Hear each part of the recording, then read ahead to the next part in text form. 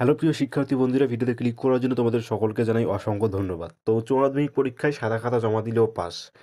শুধুমাত্র 41 জন বাদে বাকি সবাই পাস করছো। যাদের পরীক্ষা খারাপ হচ্ছে তারা সবাই পাস। এক কথায় সবাইকে উচ্চ মাধ্যমিকে 2024 সালে যারা পরীক্ষা দিয়েছে পাস করানো হচ্ছে। এই যে কথাগুলো তোমরা শুনতে পেলে, সাধারণত প্রতিটি চ্যানেলে অনেকেই কিন্তু তোমাদেরকে এই কথাগুলো বলছে যে তোমাদের সকলকে পাস করানো হবে, সাদা খাতা জমা দিলে পাস করানো হবে।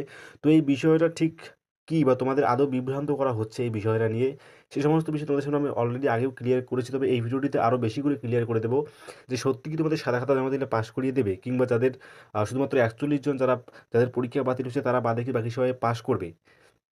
তো এই যে প্রশ্নগুলো ঘুরপাক খাচ্ছে, তো দেখো এই যে বিষয়গুলো তোমরা শুনতে পাচ্ছ চারপাশে, যে সাদা খাতা জমা দিল পাস, কিংবা 41 জন বাদে বাকি সবাই পাস, এই খবরগুলো কিন্তু আদৌ কোনো সত্য খবর নয়। বা এগুলো থেকে কিন্তু কোনো এরকম কোনো আপডেটই অ্যাকচুয়ালি নেই। তোমরা বিভিন্ন ভিডিও যেগুলো দেখছো, দেখে কিন্তু অলরেডি তোমার তোমাদের মধ্যে একটা বিভ্রান্তি সৃষ্টি বা বিভ্রান্তি কাজ করছে। তো দেখো, আমি তোমাদেরকে এতটুকু ক্লিয়ার করতে চাই যে যারা সাদা খাতা জমা দিয়েছে অর্থাৎ কিছু লেখেনি, তারা তো কোনো রকমই কিন্তু পাস করবে না।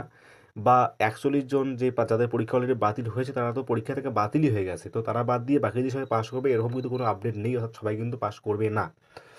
তবে হ্যাঁ, এখানে একটা তোমাদেরকে আমি যেটা তোমাদেরকে সান্ত্বনা দিতে পারি, বা সান্ত্বনা বলবো না, যেটা সাধারণত নিয়ম, সেই কথা যদি বলি, সেক্ষেত্রে আমি তোমাদেরকে এর আগে অলরেডি ভিডিওগুলোতে বলে দিয়েছিলাম যে তোমাদের 5 নম্বরের থেকে যদি কম নাম্বার ওঠে তাহলেও কিন্তু 2-1 নাম্বার, যদি কম ওঠে সেক্ষেত্রে সেই 2-1 নাম্বার দিয়ে কিন্তু তোমাদেরকে পাস করানো হবে।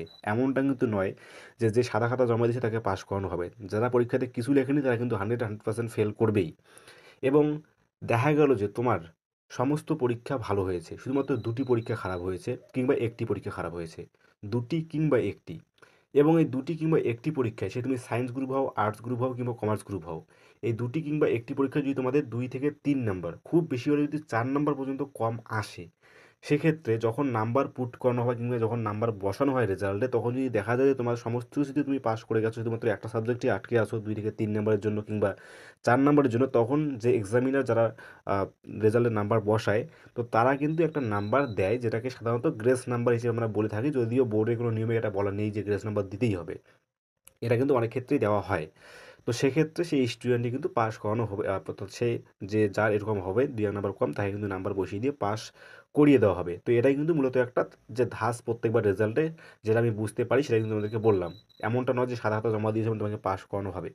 কিন্তু একটা কথা তোমাদেরকে আমি বলতে চাই, যারা তোমরা পরীক্ষাতে কমসে কম কিছুটা হলেও লিখে এসেছো, হ্যাঁ কিছুটা হলেও লিখে এসেছো, মানে মোটামুটিভাবে তোমাদের একটা পাস নাম্বার টার্গেট করে লিখে এসেছো, তার থেকে যদি নাম্বার কম ওঠে তোমরা কিন্তু পাস করে যাবে। আমি তোমাদেরকে এতটুকু বলতে পারি, কারণ ভবিষ্যতে এরকম অনেক নিদর্শন রয়েছে যাদের রেজাল্ট যখন নাম্বার বসিয়েছে তখন কিন্তু অনেকগুলো নাম্বার পরপর 5 নাম্বার হিসেবে চলে আসে। তো তোমাদের কারো দেখা হলো যে 24 নাম্বার কিন্তু পরপর, আমি দেখেছি যে অনেকেই যে 5 নাম্বার সেটা কিন্তু পরপর পেয়ে যায়, অর্থাৎ 24, বাংলাতে 24, ইংরেজিতে 24, কিংবা ফিজিক্সে 24, এরকম করে পেয়ে আসে।